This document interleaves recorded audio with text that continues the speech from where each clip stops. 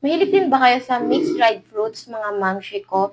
Mas maganda, mas healthy. O, ayan, magsawa tayo for today's video.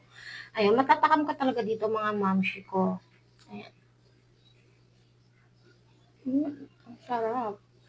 Ang mixed dried fruit ay sobrang sarap, masustansya at perfect talaga sa pampalakas. Ayan.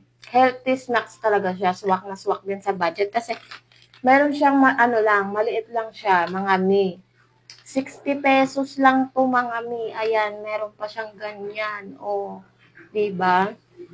Swak na swak talaga to sa kahit anong lifestyle. Kung nagda-diet ka ba o ano. Hindi siya sobrang tamis, sakto lang.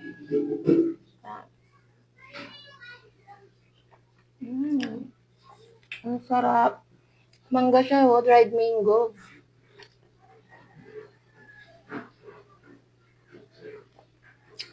Ang sarap. Tikman natin ito.